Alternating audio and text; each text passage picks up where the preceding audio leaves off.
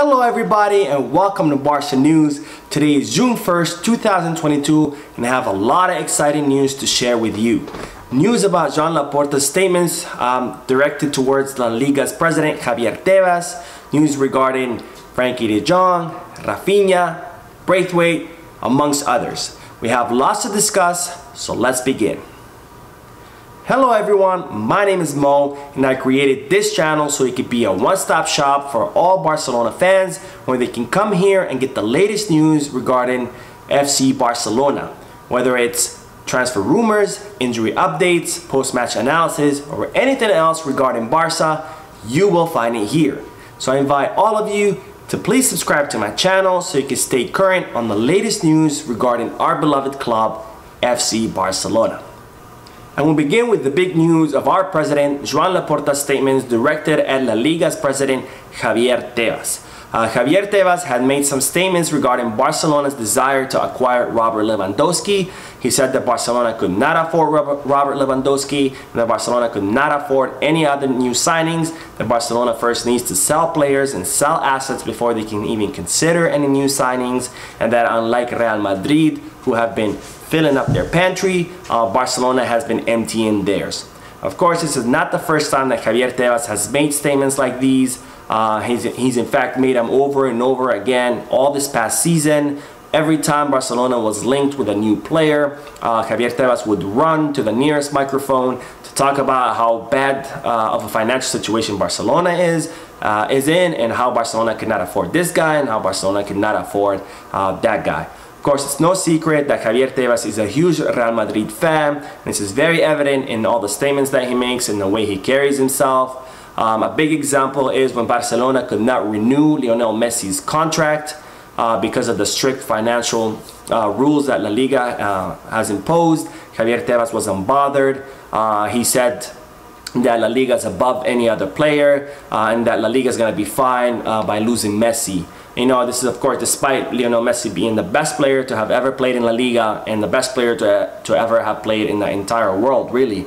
But now that Kylian Mbappe has decided to renew his contract with PSG and not go to Real Madrid, Javier Tebas has been all of a sudden furious.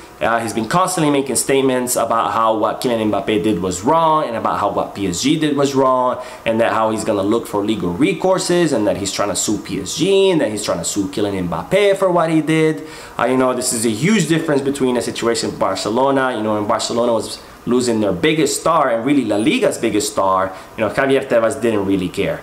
And La Liga was above any player. But now that Real Madrid are losing, you know, their new star, all of a sudden it's hell on earth, and that it's not okay, and that Javier Tebas wants to use every recourse available to him to correct this situation.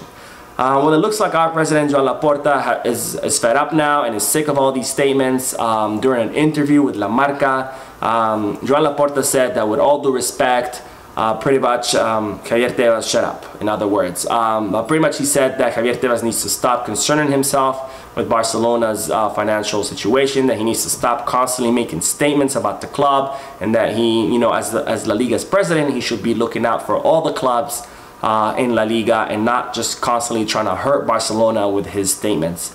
And this is 100% true. I agree completely with Joan Laporta. I'm glad that he stood up to Javier Tebas and that he defended the club. You know, I'm just like Joan Laporta, very sick of Javier Tebas and his statements. He is the La Liga's president, and he should be looking out for all the clubs in La Liga, not constantly trying to, you know, undermine Barcelona.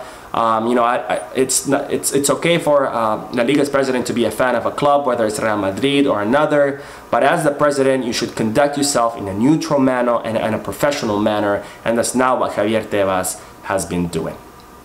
Now, I reported yesterday that the board of directors have met in order to discuss the club's financial situation and to discuss the 3 economic deals that would bring in 740 million euros to the club. I will leave a link of the video down below in the description in case you want to check it out.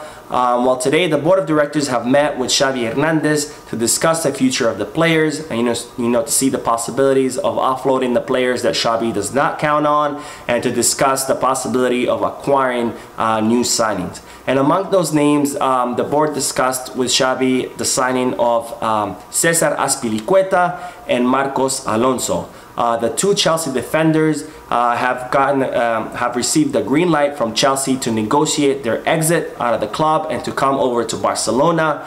In the case of Cesar Azpilicueta, the right back defender, he had a verbal agreement with the sporting director before the new ownership took over for the club to let him leave for a small transfer fee, because Azpilicueta has been wanting to come back to Spain because of family matters. Let's hope that the new ownership does honor that verbal agreement and they do let Azpilicueta go for that small fee, so we can hopefully see him here at Barcelona.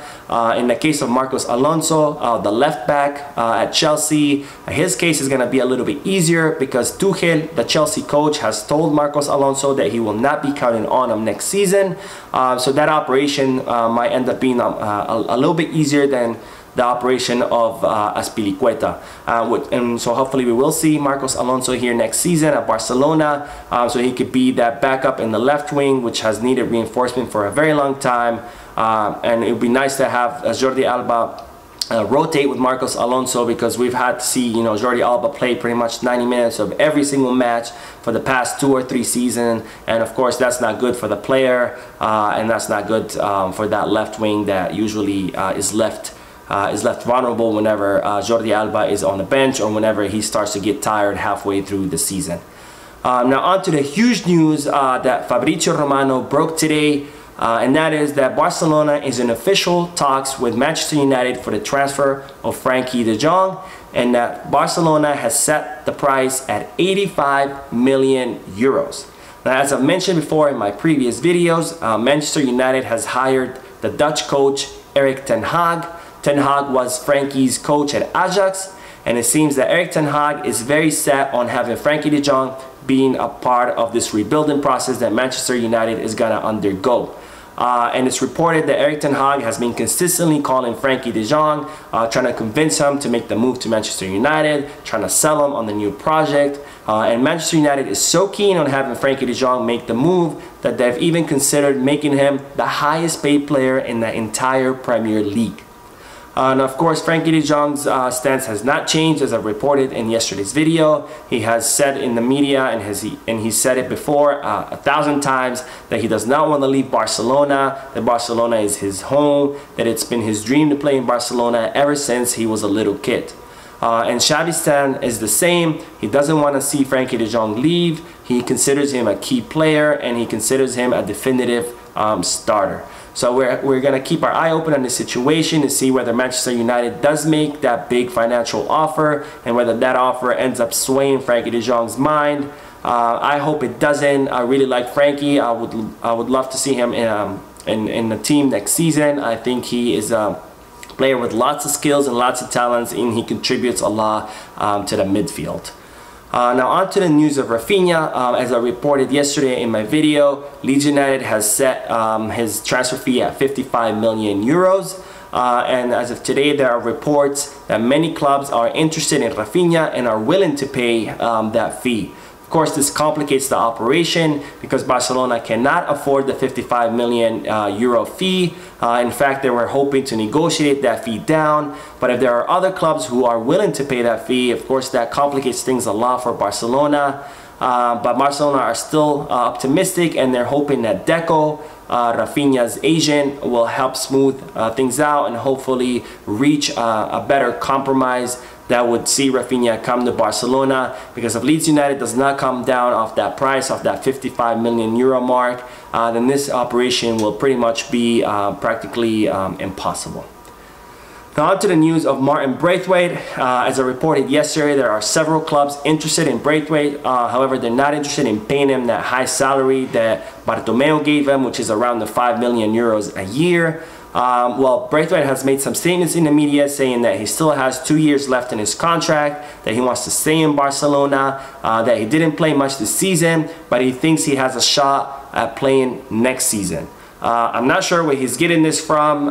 Xavi does not count on Brathwaite at all. In fact, Brathwaite has only played 24 minutes since Xavi's arrival.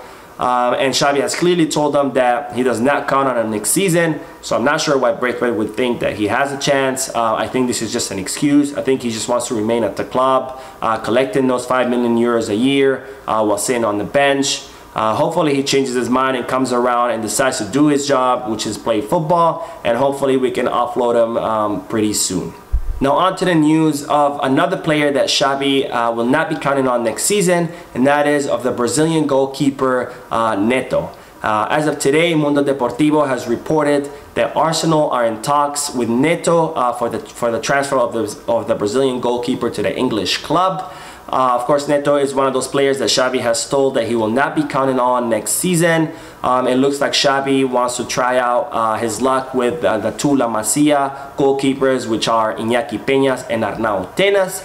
So hopefully this operation does go through and we can offload Neto, who has not seen hardly any minutes this season, and we can give these two young talents a chance at playing in the senior team.